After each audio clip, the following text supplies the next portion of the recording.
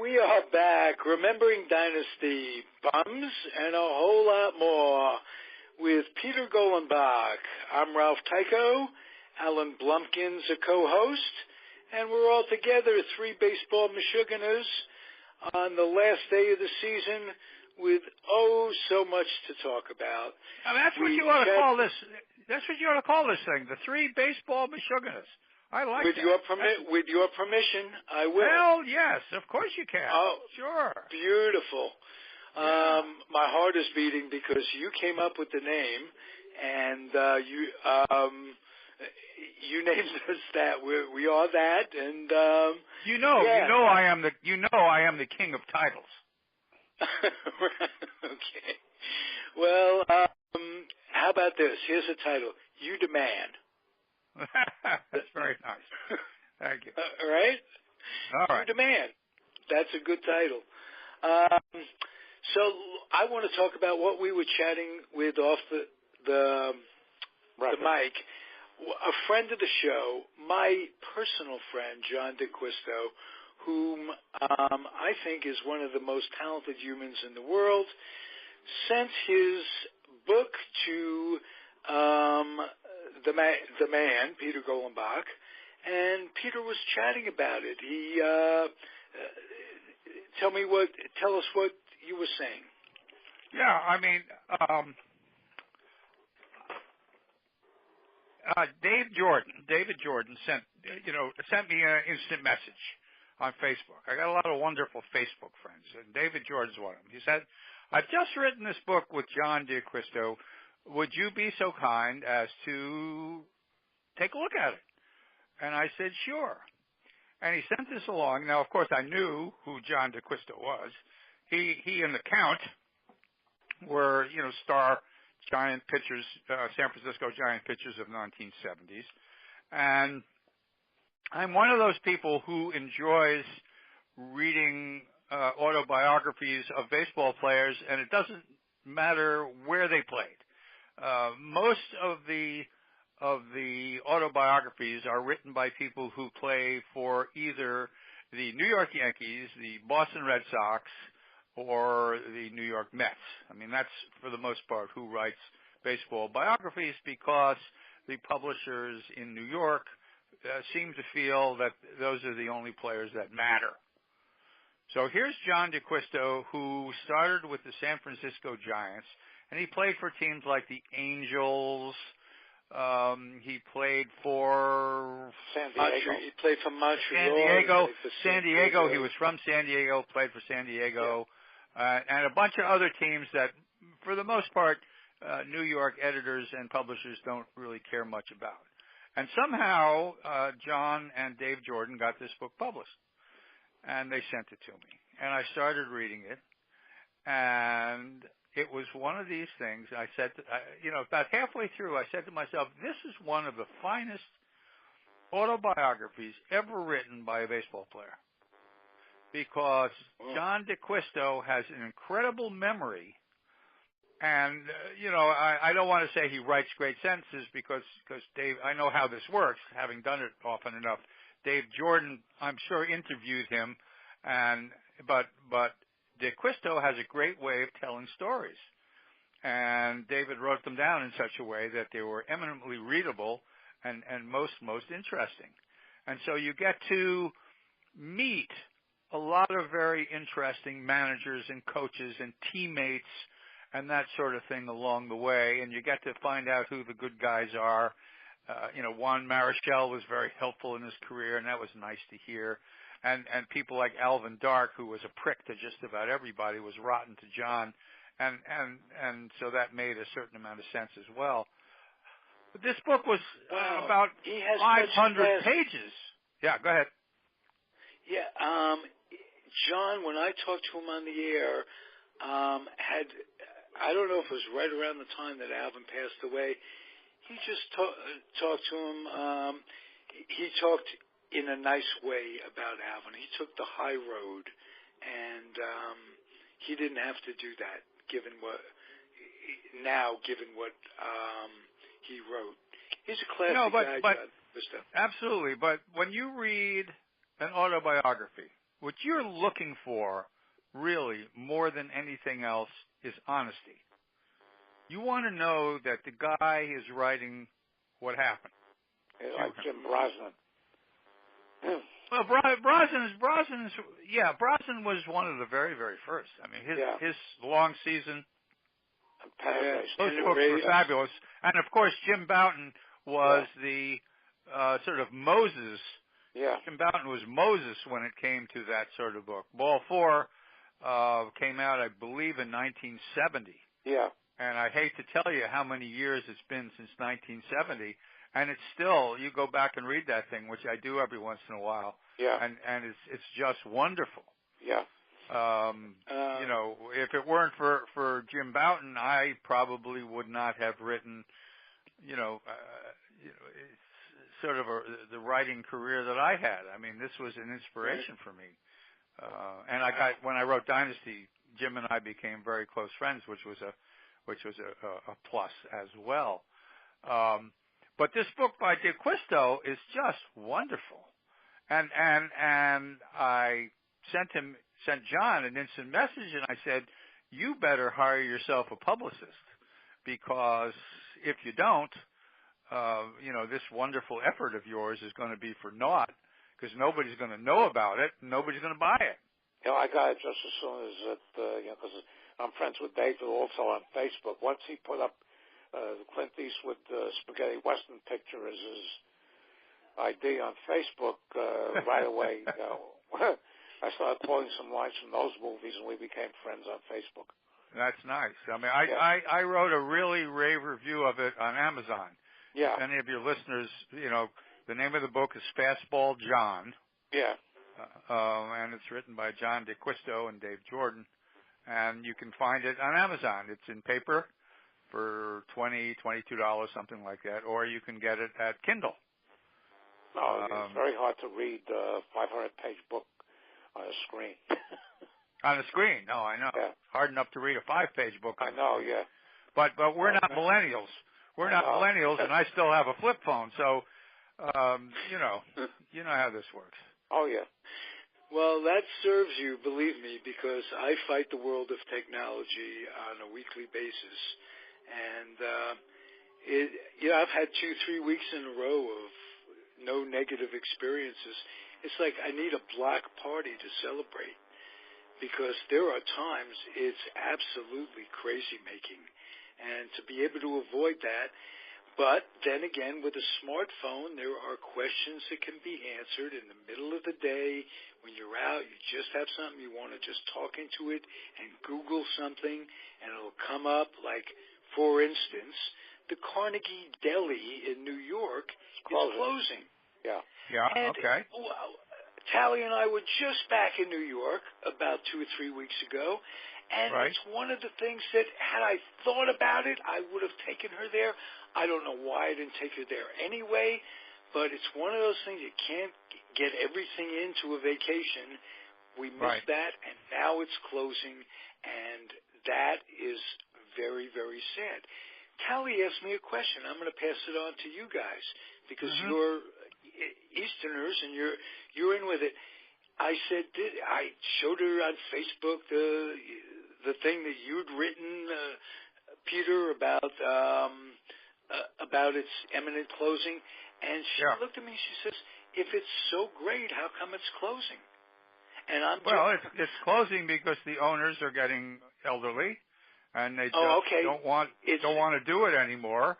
And running a store like that is a 7-day-a-week, 20-hour-a-day business. Yeah, exactly. It's just, they're not going out of business. They're closing. No, they're just retiring. Okay, they're retiring. That's now, what I was hoping was that somebody else who loves delis would buy it from them and continue it. But it does. I'm sure they tried to do that. The article was very interesting. There used to be, during the 20s and 30s, something like 5,000 delis. And now, I think in New York, there are like 20. There's a very good Italian restaurant that I used to go to. A bunch of us used to go to when we were working. There's in downtown Brooklyn Heights, called La Traviata, and they sold out because the children didn't want to take the place over. Well, that's what happens. That's exactly what happens. Yeah. Right. No, that's right. I mean, the children, the article I read on it, what happens, of course, is that those children all became doctors and lawyers and insurance salesmen and whatever. And there was nobody to take over the business of all these deli owners. You know, the deli owners would get up at 4 o'clock in the morning, to chop meat and do whatever the hell they do, and would go to leave the shop at 6 o'clock in the evening. And their children, who all went to college or law school or medical school or wherever, went off and did something else. Funded by the store or the deli or the business. Yeah. But absolutely right. That happens with a lot of businesses, but I'm glad I know that it wasn't going out. This was great, right in the middle of the theater district. You come out of the matinee. It was part of New York Americana, if you will. And, it was the only place. Yeah. The stage. The only place you could get an $18 pastrami sandwich. Yeah, but they were huge. You reach to finish the damn thing. Well, you needed 4 people to help you finish it. Yeah, I know, yeah.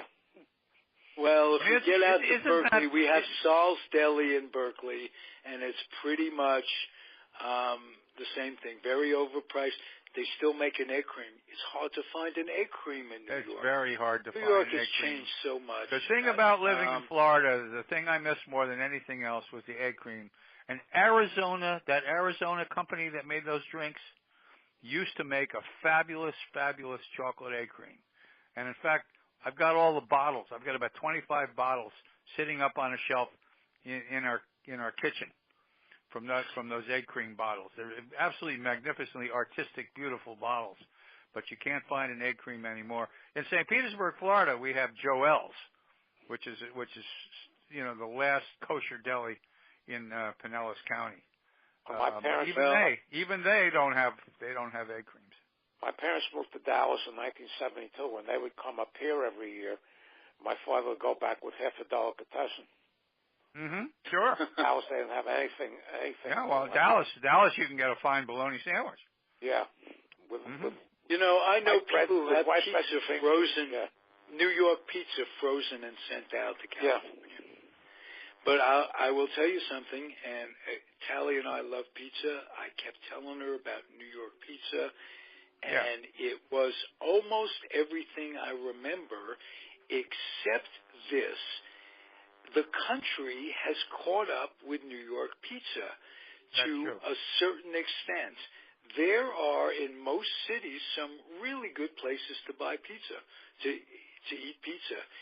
New York isn't the only place that has New York pizza. No, but New York has something very few other places have, and that is the water of New York is fabulous. Right. And that's what you get from both the pizza and the bagels. People wonder. They also have people that ship out the water from bagel makers and pizza makers ship out the water from New York. So that's true. Absolutely right. I mean, it's funny because a lot of the water comes from here in Florida. You got Zephyr Hills and some of these other cockamamie places. The great water's out of New York City. Right. That doesn't have much to do with baseball. I can tell you that. No, it doesn't. But it's the flavor. That's the brown soda. When one grows up in a city that when you're a kid, you think it's your birthright to be in the World Series. Oh yeah. So this is all. New York has the best pizza. It's got the best deli. It's got the best this and that, and it does. It's a mindset that if you're from New York and if you followed New York teams when you were a kid, you had winners. You had the World Series in your backyard. Let's start in 1947. Okay, the Yankees played the Dodgers. Now, we won't talk about 1948, but that's 1 year that was sort of an exception. 1949, it was the Yankees against the Brooklyn Dodgers again. In 1950, it was the Yankees against the Philadelphia Phillies. In 1951, it was the New York Giants. Tomorrow is the 65th anniversary of the Bobby Thompson game. Yeah. Wow. It was the New York Giants against and then that was the Yankees. And then in 52 was the Yankees against the Brooklyn Dodgers. 53 was the Yankees against the Brooklyn Dodgers. In 54, somehow Cleveland. 54 was the exception. 54 was the Cleveland Indians against the Giants, against the New York Giants. And then the Yankees won more in 1954 than in any one single year. That's right. That's right. Under Casey Stengel. If I remember correctly, the New York Giants in 1954 won 111 games. And the Yankees won either 104 or 106. The Yankees won 103. 103, okay. Yeah. And didn't win. Yeah, and the White Sox won today, of course, and the Red Sox they'd be in the playoffs. Yeah. No, you meant the Cleveland Indians, not the Giants. Between 1949 and 1956, no non-New York team won a World Series game because the only time any team from outside New York was in it with the Phillies in 50 and the Indians in 54, and they were both swept.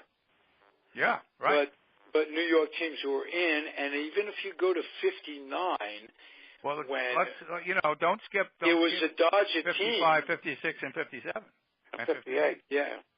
All Yankees. And you could take it again. You could take it to 59.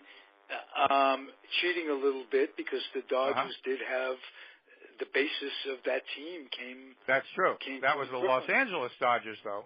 Yeah. Though I must say half of Brooklyn. We cheated a little bit, but you can get you can go to 60, 61, 62, 63. Yeah. Up until 65, I can't. 64, not 64. You can't. 64 was the Yankees against the Cardinals. 65 and 66 were the Dodgers. Yeah. Yeah. But once the Dodgers left, we were so incredibly spoiled. Yeah, absolutely. And we were spoiled with announcers. This is a day when Vin Scully, we're recording this, did his last baseball game, and he came full circle because he did it from San Francisco, and he grew up an avid Giant fan. I mean, an incredible Mel-out worshiper, and he just got the opportunity to come to San Francisco, and they gave him an inning where he was on the San Francisco broadcast, and they treated him like a king. Larry Baer, the executive, probably the president, the main executive with the Giants, just outdid himself and showed much class, and very sweet. It was now then he started 53?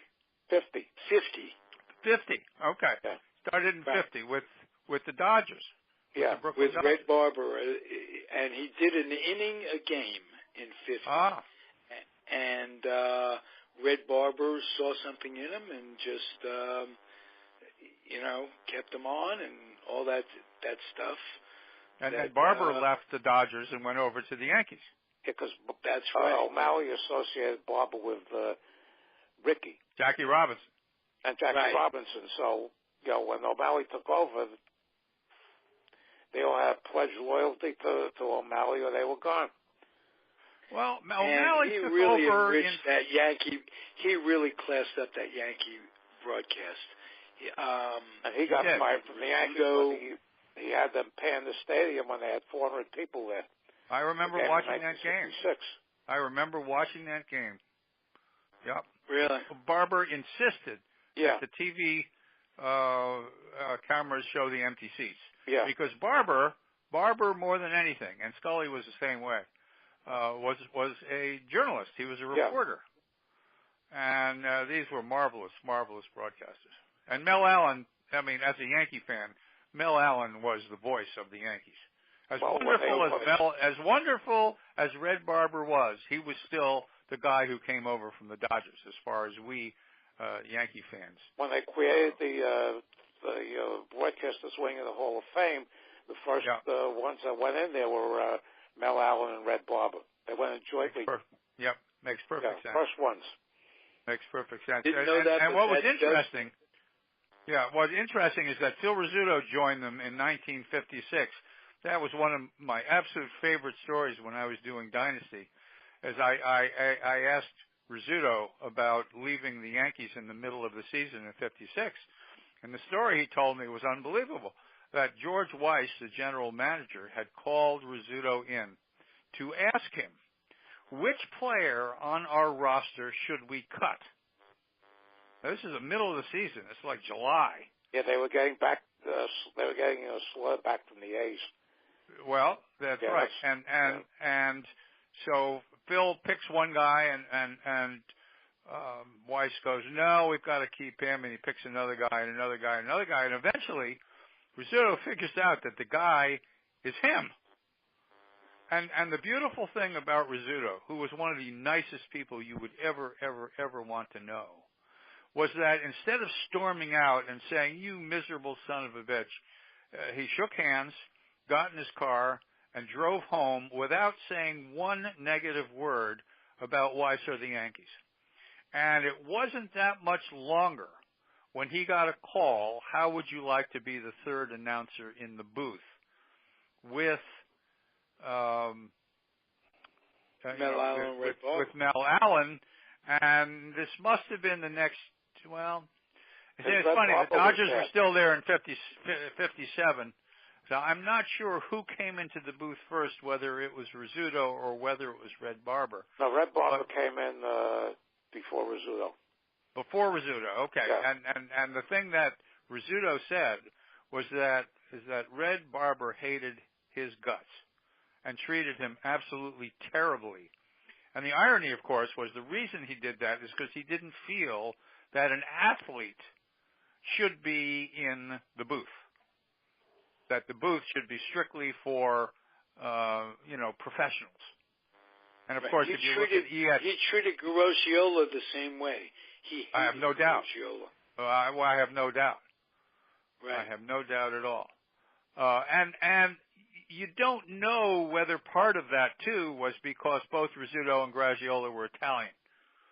Because Barber was one of these good old Southern boys who took him, a couple of years to get used to the idea of Jackie Robinson. Segregation in the South in the 1940s was the law of the land.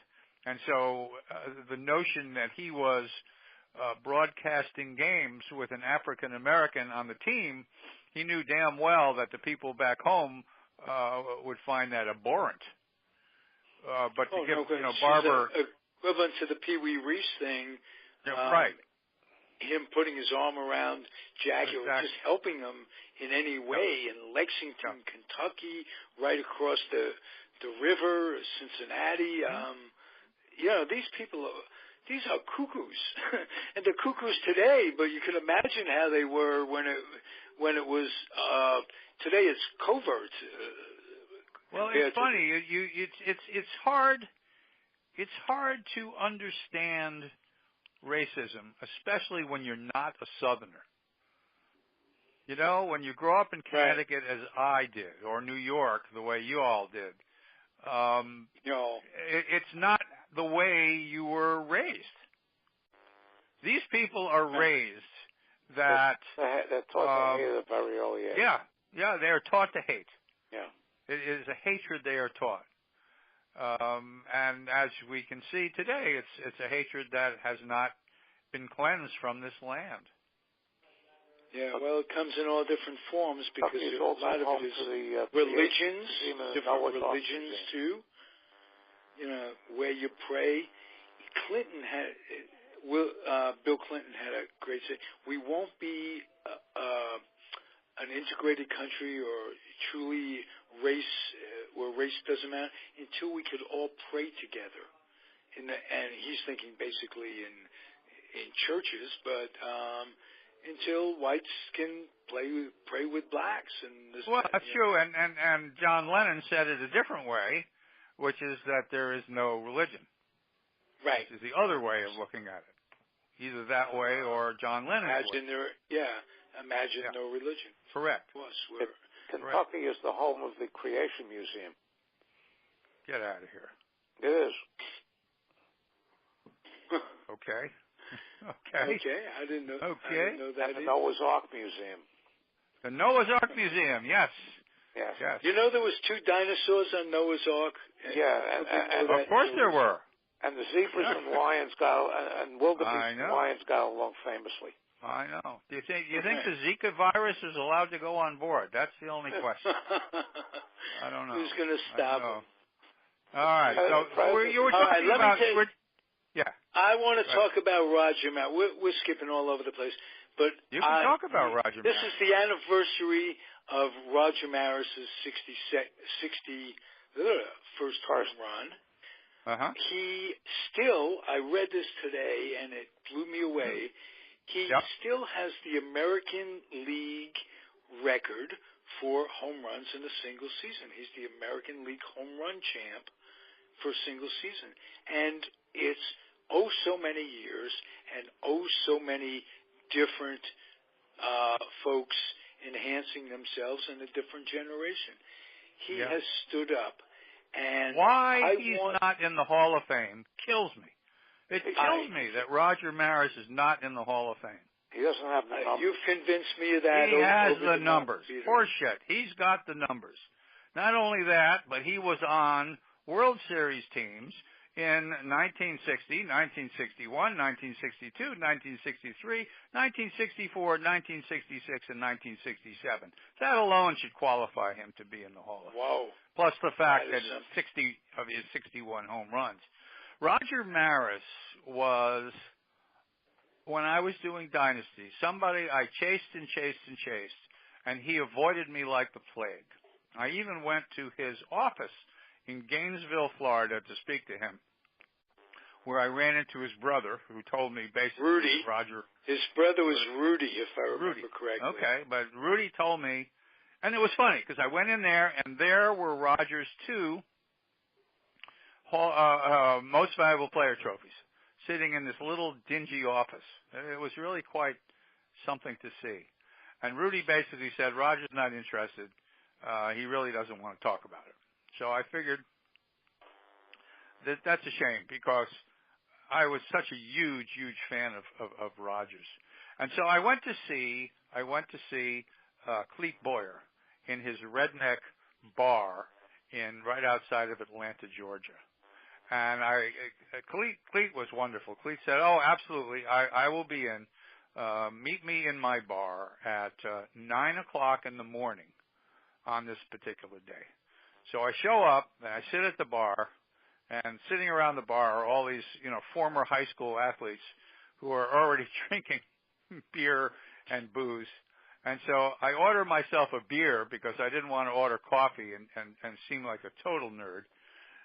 And I basically sat there waiting for Clete Boyer, who showed up at 9:00 at night. I sat at that bar for 12 hours. Wow. I had a hamburger here and a hamburger there, but... I mean, you must have touched bases with him over the day, Oh, no. Hell no. Absolutely not. No. No, nobody had cell phones. You just had the faith that he'd show up. I didn't have any choice. Of course I had the faith that he'd show up. I was going to sit in that goddamn bar until he did show up. Okay. I mean, I drove down to Atlanta, and there I was sitting in this bar listening to all this great country music. It was hilarious. And great it is, All these football players, ex-football players, were telling me their sob stories about if they hadn't gotten hurt, they all would have been pros and so forth and so on. But the punchline of the story is that Clete showed up at 9:00 at night with Roger Maris, which was absolutely unbelievable. And Clete was going to Japan the next day, and Roger was his best friend. So Roger was there with him. He had driven up from Gainesville to, commiserate. I mean, Clete didn't want to go to Japan to play ball, but they were paying him $1 million for his last year in baseball, and he needed the money. $1 million is a lot of money. And so Roger was there. And so Roger plopped, Clete plopped Roger and me down at a booth and said, you guys, talk, and I'll be back in a few minutes. So anyhow, I'm sitting there with Roger Maris, okay? And I don't know what to say to this guy, because if I said to him, can I interview you? And he said no, that just would have been a terrible thing. So I wasn't going to ask the question. So we're sitting there basically, you know, how was your day? How are you? And after about a minute of that, there was absolutely nothing for the two of us to say. At which point Roger says to me, let's go outside and we can talk. And I thought to myself, this is a terrific, terrific person. And we went outside, and he talked to me for an hour and a half, and he was absolutely fantastic. And the reason he was so bitter, it turned out, not only, of course, after hitting 60 home runs did the press just treat him terribly, because he was a very shy, private guy. And during that 61 season, every day, he would be asked, are you going to beat Babe Ruth's record? And after a while, he got tired of the same old questions, and he became rather testy. And the reporters, of course, began to take it out on him. And so he was treated terribly towards the end of the 61 season when he hit 61. And then, of course, in 62, when he only hit 33 home runs, which was still quite a few home runs, they were writing in the paper, Roger Maris is washed up, that sort of nonsense. And he had a bad hand, if I'm not mistaken. Well, the bad hand is coming. The bad hand is coming. A couple of things happened to Roger. In 1966, in May, he slides home and catches his hand on the spikes of the umpire at the plate. And his hand is hurting like hell. And the Yankees send him for x-rays. And they basically tell Roger not to worry, your hand is fine. Though Roger's telling me this thing hurts like a son of a gun. And it turned out the reason for that was that Mickey was hurt, and the Yankees were desperate for Roger to play because they needed somebody to draw the fans to the ballpark. So then rather than tell him the truth, which was that his hand was broken, they basically, and this was Ralph Tyko who did this, Tyko lied to him. And he played, and I think he hit something like 233 that year, something terrible. And Roger was really angry that Tyko had done that to him. The other thing was that at the end of the 66 season, that terrible season for Roger, he said to Tyko, I'm going to retire. And Tyko said to him, Roger, please don't retire right now. Retire in the spring, and we can have a ceremony for you next spring. So, it didn't matter to Roger. He didn't care. So, okay, fine. I'll wait for the spring to announce that I'm retiring. And about 2 weeks later, he traded Roger to the St. Louis Cardinals for Charlie Smith. And Roger was so incredibly pissed because he wanted to retire. But now that he was traded to the St. Louis Cardinals, he couldn't very well then say, I'm retiring, because now he would have had two towns angry with him. And so he went to St. Louis.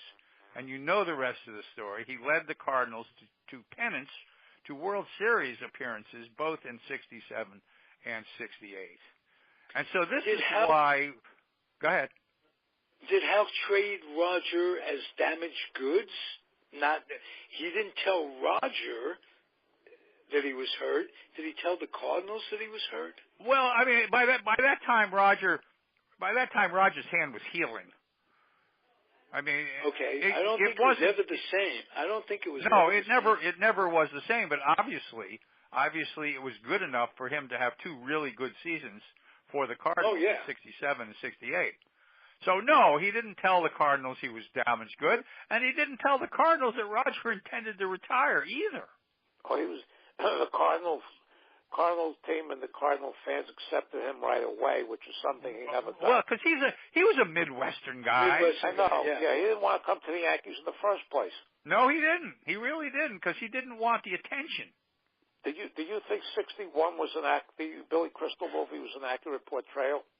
That was my question, Alan Blumkin. That was absolutely, it got the uniforms right, it got the helmet right, it got the characters right, but boy, I want to know the answer to that question. Great question. Pretty much, because the third roommate, I wish I could think of it.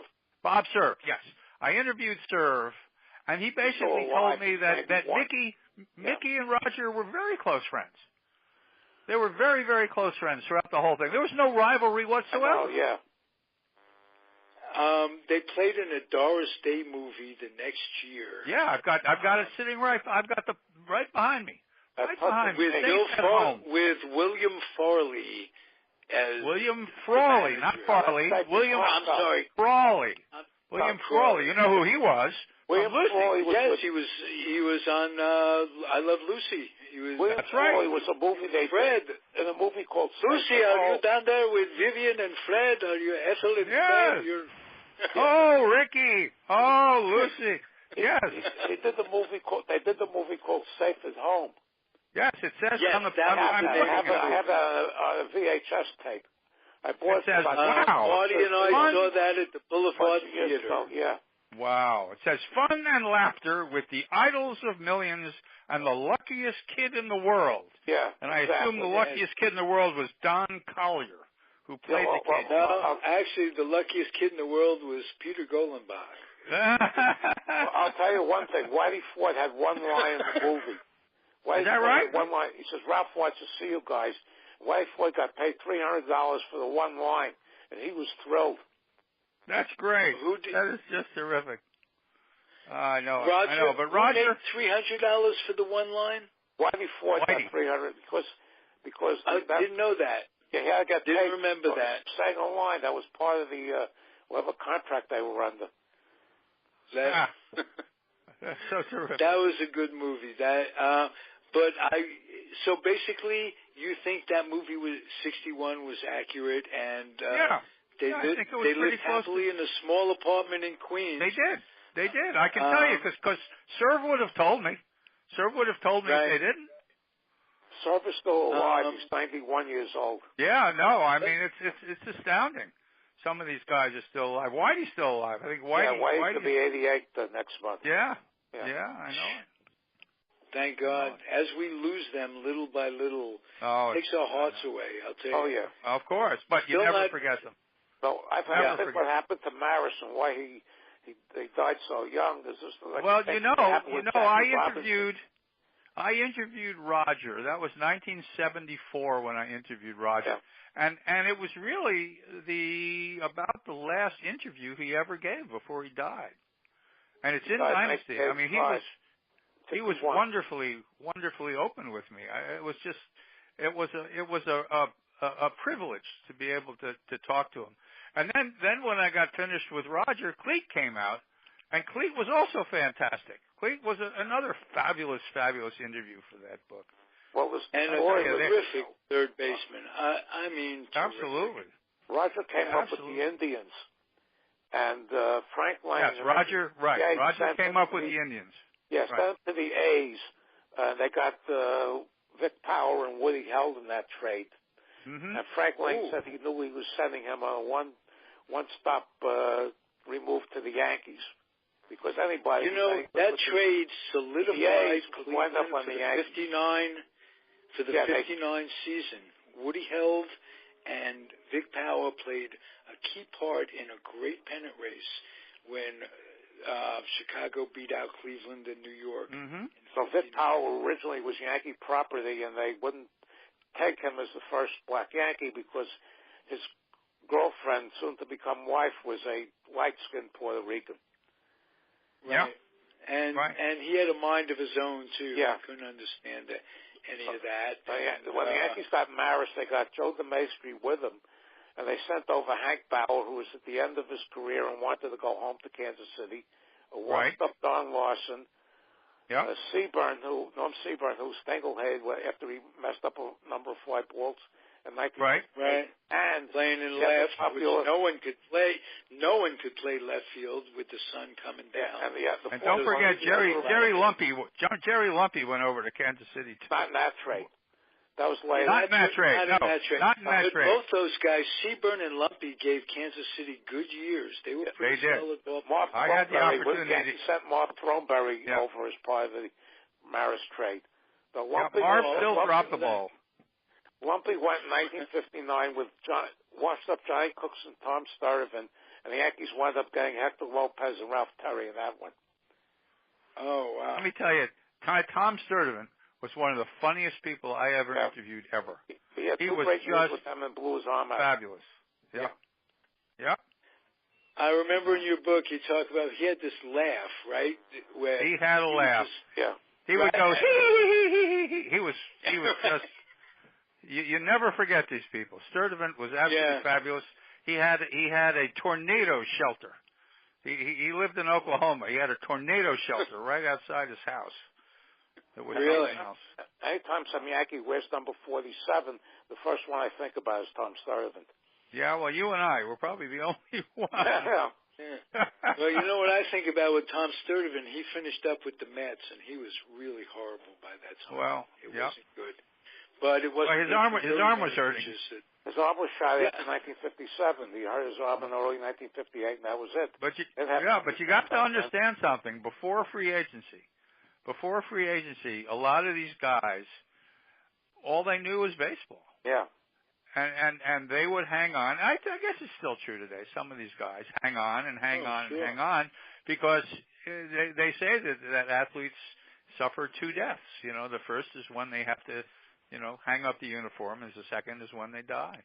Well, there are 30 teams now. If you're a pitcher, you can wind up going to play for a dozen teams. That's true. There's such a That's lack absolutely of it now. True. Yeah. I know. I wonder, because Arnold Palmer passed this past week. Did you know him? Did you think about ever writing a book about him or no? Peter? No. There've been 100 books about him. Oh, okay. Arnold Palmer. Yeah. No. I was going to do one golf book. This fella had won the senior golf 1 year championship. And he was a golfer who played the entire round with a cigar in his mouth. Fabulous, fabulous guy who was a terrific storyteller, and the publishers had no interest whatsoever. That was my entire effort with golf. Okay. Oh, just curious. Also, the last golf match I played, my putter's in the lake. Peter, I want to ask you if you think that the reason that Jackie Robinson and Roger Maris passed away so young was exacerbated because of what they went through with the, Robinson with the racism and Maris with the way he was treated by the writers. Yeah, I can tell you that Robinson absolutely looked like he was 80 years old because of what he went through. That's absolutely true. And Maris was a Maris was just unfortunate enough to get a terrible cancer that they were not able to treat. And was he a chain smoker? He was a smoker. I don't know if he was a chain smoker. Yeah, but Roger inside Roger was a very, very, very mellow guy. He was not somebody who focused on what happened to him in 61 and 62. He basically told me, as far as those years were concerned, they were over long ago. And this was he was talking to me in 1974. So when Ford Frick came out with that stupidity, with the asterisk. Well, understand, Ford Frick was Babe Ruth's ghostwriter. Yeah. And as far as Ford Frick was concerned, Babe Ruth was his absolute idol. And he was going to do or say anything that he could do to stop Roger from breaking his idol's record. And, fortunately for Roger, the people saw through this nonsense. And they're not going to, there's no asterisk. That year, Corey Wills, because of the extra games, beat out the Ty Cobb single season record for stolen bases. That's there was right. no stink made about it. No, of course not, because everybody hated Ty Cobb's I know, yeah. Yeah. Or when you talk about the DH, how a home run hitter like Aaron. Oh, God, like Sid Tomei with 600 home runs as a DH and all this love that they're foisting on David Ortiz. God. I love David Ortiz. David Ortiz deserves everything that they bestow upon him. David Ortiz is just a wonderful person, and he hit a shitload of home runs, and he deserves everything he's getting. That's my opinion. Okay. And Everybody Barry Bonds fun. was the best player who ever played baseball. That's also my opinion. Okay. I would think that Willie Mays might be the answer to that. Vin Scully says Willie Mays. The best one that ever played baseball was Babe Ruth. Look at the numbers. I'm looking at Look at the numbers. Look at the numbers, sports fans. Look at the numbers. Well, did any of them win 20 games? Babe Ruth did. Yeah, so you'd have to include those numbers, Mr. Golenbock. All right, I'll buy that. I'll buy that argument. That's good. I like that. Okay. So Babe is first. Babe Ruth led the American League in the ERA in 1917. All right. I'm buying your argument. So Babe Ruth was first and Barry Bonds was second. That's fair. Okay. That's fair. Well, if you wanted to look at numbers, then Willie Mays compared to Barry Bonds. Yeah. Given that you can't compare generation to generation, I'm quoting you on that, Mr. Golenbock. No, you can't. You cannot. So you just have to look at the numbers. Just from pure flair, ability, 5 tools, what he brought to the game in terms of he lit up a ballpark. He, like Jackie Robinson, could take a game in his own hands and single-handedly win it. Barry could do all of those things as well, and he hit more home runs. He stole almost as many bases. I don't have the numbers in front of me, but Barry had incredible base stealing ability. He had an arm like a rocket. He was a fabulous outfielder. He was got the the ball off quickly. Stop. He was the most. How many most valuable players did Barry win? 7. 7? Yeah. 7? Yeah. 7? Okay. Greatest ball that player will who be ever. the number of the day when we look back upon the show. Willie would have been the first one to challenge Babe Ruth if he didn't spend almost 2 complete seasons in the Army. Well, I mean, look at Ted Williams in the Army. Yeah, well, Ted Williams hit 521 home runs in just 5 years. How many home runs does Ted Williams have had? The poster boy for that. Yeah, holy smokers. Oh, yes. 2 times I in know. 2 different primes. Hey, how many victories would Satchel Paige have had if they had let him play baseball starting in 1925? Oh, my gosh. Oh, my God. 450. That's right. Think. That's about right. Without any exaggeration. No. And how many home runs? He was winning with Kansas City when he was in his 50s. That's right. And they brought him back for the last time. Finley brought him back, and he was effective. To say nothing of what he did in 54 or in 48, rather. He wasn't there in 54. He was at 48, 49 with the Indians, and 51, 52, and 53 with the St. Louis Browns. Yep. Right. No, he took the Indians to the pennant in 48. Players told me that. Yeah. No. He and a pitcher named Gene Bearden. Gene Bearden, yeah. Who the next year when Casey Stengel came in to manage the Yankees, and he told everybody that Bearden couldn't get his knuckleball over the plate, so they laid back on it, and the rest of his stuff was below par, and he hung around for a couple of years just off that one season. Mm-hmm. Yeah. Hey, time's of the essence, gentlemen. Thank you. Same time next week. New name to the show, the 3 Baseball Michiganers.